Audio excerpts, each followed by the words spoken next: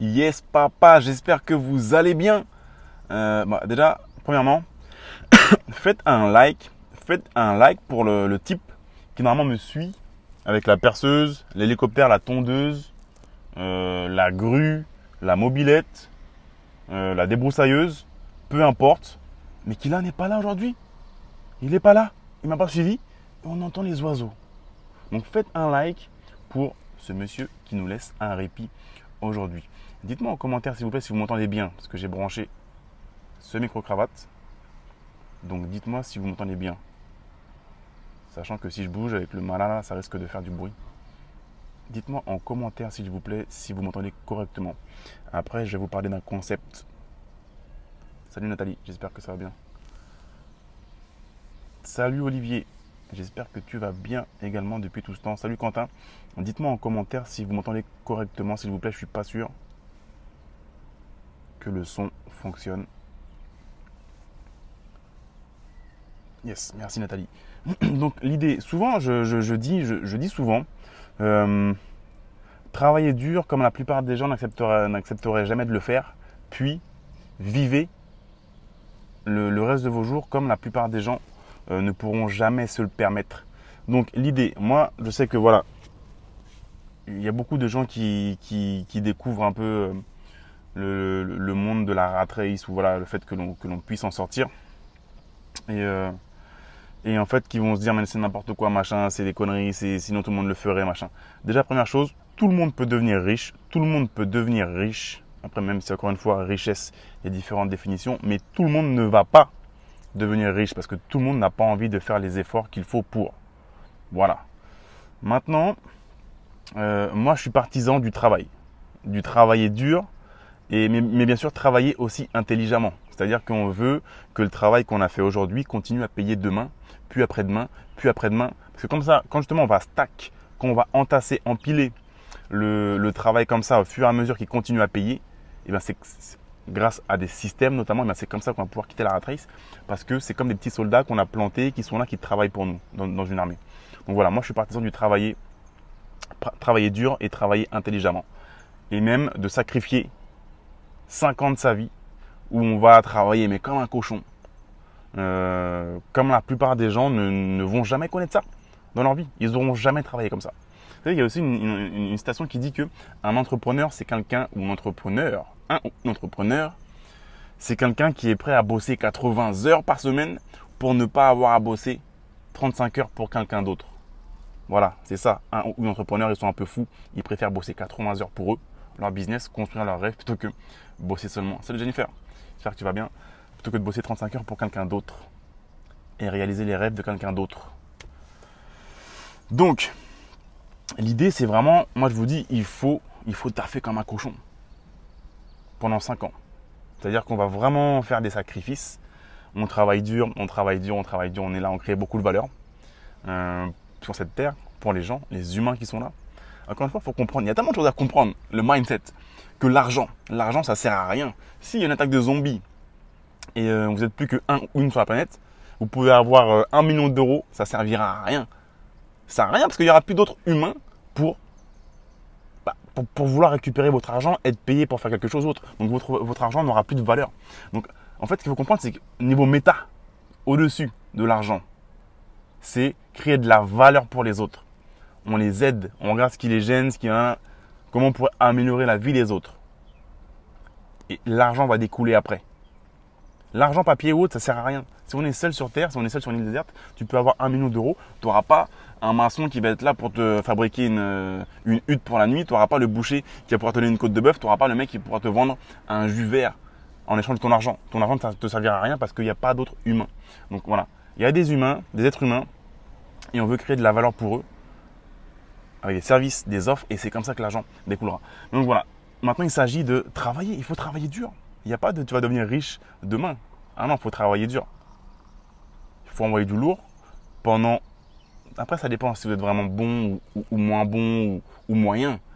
Mais voilà, on va dire en moyenne 5 ans, tu travailles, tu soulèves de la fonte, comme j'aime dire. C'est là où tes muscles, tes fibres vont se développer. C'est pas tu vas aller à la salle de musculation et au bout de 2 jours, c'est bon, tu es musclé.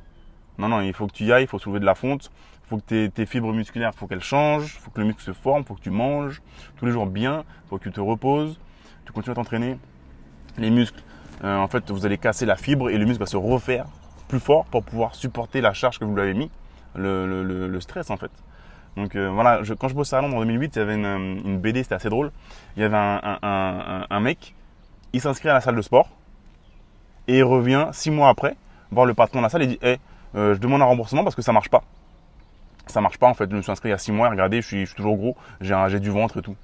Et le patron de la salle lui dit mais en fait monsieur, c'est pas le tout de s'inscrire en fait et de payer. Il faut aussi en fait venir tous les jours ou au moins 3 fois par semaine et soulever de la fonte.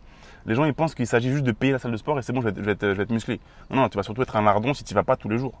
Donc voilà, il s'agit de continuer à soulever de la fonte. Et donc voilà, moi je suis un partisan de bosser comme un cochon pendant 5 ans. Vraiment créer beaucoup de valeur. Ou 3 ans si vous êtes meilleur, si vous avez des aptitudes. Ou même 2 ans si vous êtes vraiment très bon. Ou voilà, mais 5 ans en moyenne, bosser vraiment dur. Les gens vont vous dire mais toi tu es un malade machin, qu'est-ce que tu fais? Bien, on va plutôt regarder The Voice ou ce genre de trucs. Ou les Marseillais au pôle Nord ou je sais pas trop quoi, tu vois. Et non, toi tu vas être là, moi je travaille, je développe mon business. Le soir je suis là, je sors mon laptop, je lis des bouquins entre autres. Je travaille, j'appelle l'agent immobilier, je suis là en train de voir mon dossier avec la banque. Moi je travaille. Mais sauf que si vous avez 34 ans aujourd'hui, même 55 ans ou 20 ans, ou voilà, vous faites votre âge de maintenant plus 5 ans, et bien dans 5 ans, encore une fois en moyenne, et bien vous serez tranquille. Vous n'aurez plus besoin de travailler, vous serez libre et vous pourrez vivre comme la plupart des gens ne pourront jamais se le permettre parce qu'ils préfèrent ne pas se faire mal. Voilà, on travaille de manière constante, mais tout le temps en fait. Tout au long de sa vie, on subit jusqu'à la retraite, 70 ans, 75 ans. Donc voilà, moi je sais que j'ai travaillé dur, je continue à travailler dur parce que j'aime ça. Et maintenant, je peux me permettre de vivre plus ou moins comme la plupart des gens ne peuvent pas se le permettre. Comme la plupart, il y a plein de mecs qui sont plus riches que moi. On s'en fout. On s'en fout d'être plus riche. Hier, j'ai vu une vidéo, ça m'a trop fait rire. À Monaco, c'était le Grand Prix. Il y a un gros bateau, il y a un gros yacht qui passe. Le mec, il peut avoir tendance à gonfler les poumons. Ouah, j'ai un gros bateau. Et après, on voit, il passe à côté d'un bateau qui est mais genre 10 fois plus gros. Et limite, il est ridicule, le gars. Et c'est la différence entre millionnaire et milliardaire. Il y a toujours un mec qui aura un bateau plus gros que toi. Donc, ça sert à rien d'être en compétition avec les autres. On s'en fout parce que souvent, j'ai des commentaires qui disent mais on s'en fout, il y a des mecs qui ont plus d'argent que toi. Bien sûr que oui, et je m'en bats les couilles. On s'en fout. C'est pas ça là le truc. C'est qu'aujourd'hui, regardez, on est dimanche, comme un lundi. Pour moi, la liberté financière, c'est ça. On peut être en tongs, voilà, en tongs, même un lundi. C'est ça l'indépendance financière. Donc je m'en fous s'il y a des mecs plus riches que moi, bien sûr que oui. On s'en fout. Regardez, lundi. Ils sont où les gens? Ah oui, ils sont au boulot. Ah oui, ils sont au travail. C'est ça l'indépendance financière. Il n'y a personne, regardez, il n'y a personne. Les gens, ils sont au boulot. Par contre, tu viens là le samedi, bah, c'est blindé. Donc voilà, mais parce que pendant plusieurs années, j'ai bossé dur, j'ai travaillé dur intelligemment, j'ai soulevé de la fonte. J'ai travaillé quand la plupart des gens ne voudraient pas le faire ou ne le font jamais. Et maintenant, j'ai cette liberté financière. Donc, attendez, il faut que je montre le logo. Ça, il y aura plus de vues sur la vidéo. Voilà.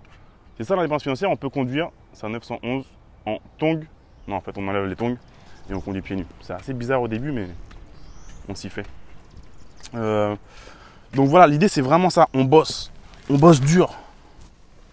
On bosse dur, 3, 4, 5 ans vraiment. Mais vraiment, limite, on fait des efforts, on fait des sacrifices, mais après, on est libre pour tout le reste de sa vie en fait. Et surtout avec des revenus qui continuent à tomber, qui grossissent, et non pas, on n'est pas là en train de vivre sur son capital, du style, ok, donc j'ai économisé 1 million d'euros, donc il me reste 20 ans à vivre, je suppose qu'il me reste 20 ans à vivre, je vais mourir à 80 ans, donc voilà, j'ai le droit à 20 000 par an, et quand j'ai 80 ans, bah c'est bon, il me reste 0. Ouais, mais si tu vis jusqu'à 90 ans, enfin, c'est bizarre de penser comme ça. Nous, ce qu'on veut, c'est avoir des revenus qui vont tomber tout au long de ta vie, et qui continuent à grossir en fait. On vit sur son capital, et on vit sur son cash flow, sur ses revenus. On vit sur les revenus de son capital et de ses sources de revenus passives et également actives, bien sûr. Donc, yes, c'est ça le concept. Donc, j'espère que voilà, c'est un peu pour donner un peu de force. Ça va comme un lundi. C'est lundi, mais on s'en fout. Le lundi, dimanche, machin, peu importe. Normalement, il n'y a pas un jour précis qui doit dire que tu dois faire ça ou autre. Putain, il fait très chaud. Donc voilà, l'idée, c'est ça. Il faut travailler dur. Nos copains, nos proches vont dire mais qu'est-ce que tu fais, machin. Là. Dites rien. Ne justifiez même pas parce qu'ils vont se moquer. Vous travaillez, vous faites vos projets, vous créez de la valeur sur cette terre. Faites en sorte que la terre devienne une meilleure place où vivre parce que vous allez apporter beaucoup de valeur et vous allez créer des nouveaux services, des nouvelles offres, bien souvent avec des choses qui existent déjà qu'on va améliorer. Salut Marilène, j'espère que tu vas bien. Et voilà, après vous pourrez vivre comme la plupart des gens ne pourront jamais se permettre parce que vous allez soulever de la fonte. Maintenant voilà, il faut apprendre de la technique, faut apprendre beaucoup de choses et surtout implémenter et faire le travail intelligent qui va continuer à payer demain et après-demain et dans 1 an et dans 2 ans. Voilà. Si vous voulez participer au séminaire Quitter la Rat Race live qui a lieu, je ne sais plus trop quand, je crois que c'est le 20-21 ou 21-22 octobre, je ne sais plus. Allez voir sur le site qlrrlive.fr. Vous allez voir aussi une première partie des orateurs et des oratrices qui seront sur scène pendant ces 2 jours. Donc voilà, ce soir, le prix pour participer au séminaire va augmenter. Le tarif augmente tous les 15 jours jusqu'au jour J. Donc si vous savez que vous voulez venir, vous pouvez passer à l'action avant ce soir parce que le tarif va augmenter.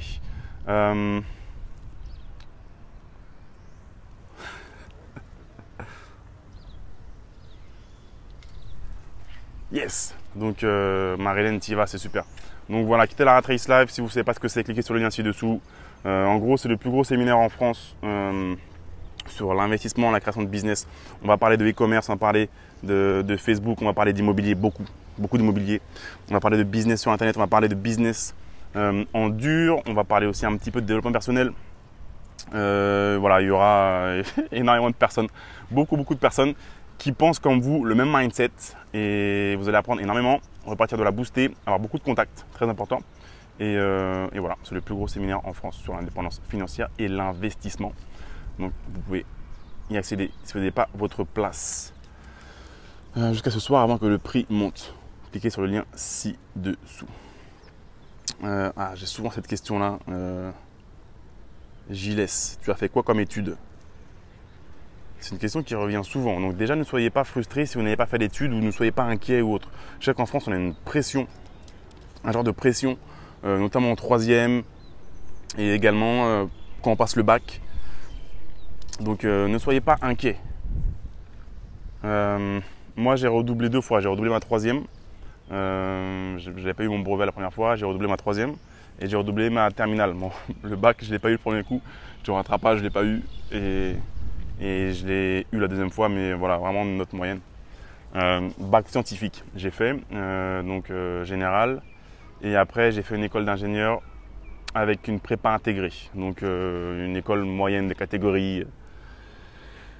École d'ingénieur, en fait, il y a les catégories A, centrale, polytechnique, mine, pont des chaussées. Et il n'y a pas de catégorie B, en fait, c'est directement catégorie M. Histoire de montrer en France, il y a un écart. Soit tu es dans l'élite, tu es une élite, soit tu es un bras cassé, tu n'en manques rien. Donc voilà, on est arrivé là-dedans avec beaucoup de complexes dans l'école. Donc nous, on est une école de moins que rien. On n'est même pas une catégorie BC, hein, non, on est en catégorie.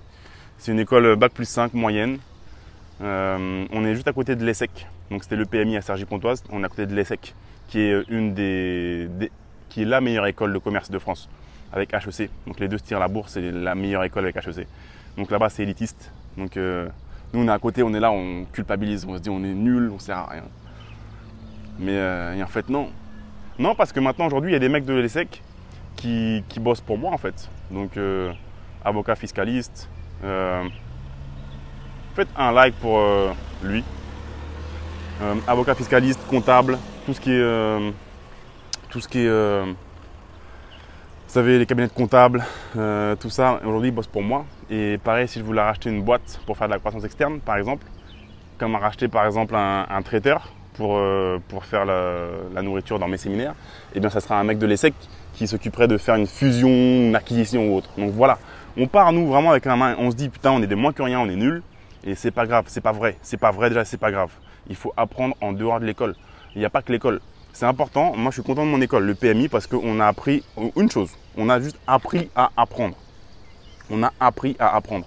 Donc, même si on a beaucoup de mecs qui sont de catégorie, voilà, dans mon école, on est une catégorie Z, Mais il y a plein de gens de mon école qui ont du succès par la suite parce qu'ils ont juste appris à apprendre. Et honnêtement, vous faites un bac scientifique aujourd'hui, vous voulez rentrer à l'EPMI, mon école que j'ai fait, bah vous allez rentrer. Parce que c'est pas aussi renommé que Polytechnique ou autre. Vous allez rentrer. Mais c'est une très bonne école, c'est une très bonne formation. Et il y a plein d'écoles comme ça, ESME, Soudria ou autre.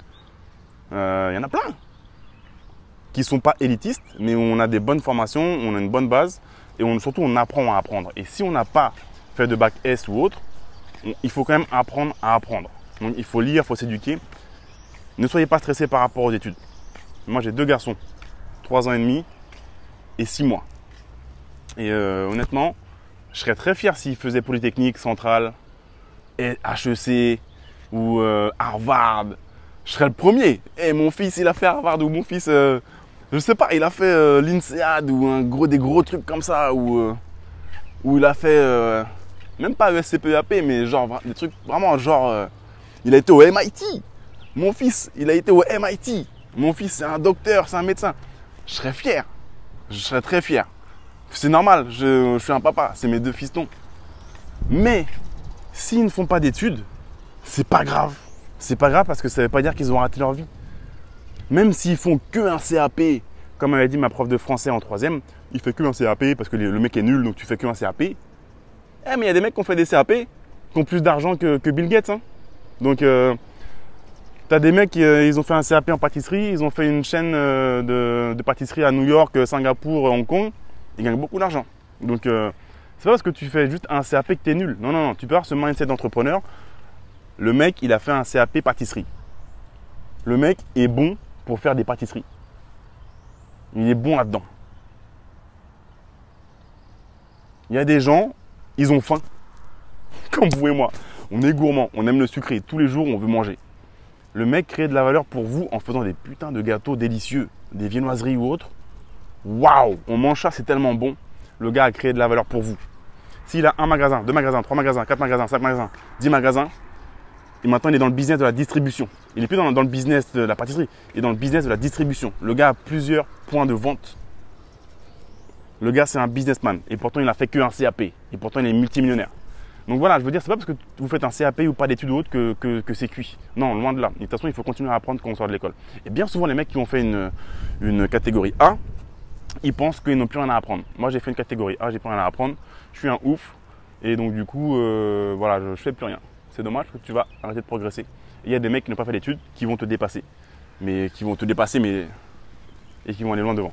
Donc voilà. Mais je comprends que voilà, on peut être inquiet quand on est jeune par rapport à ces études hautes, mais voilà, c'est pas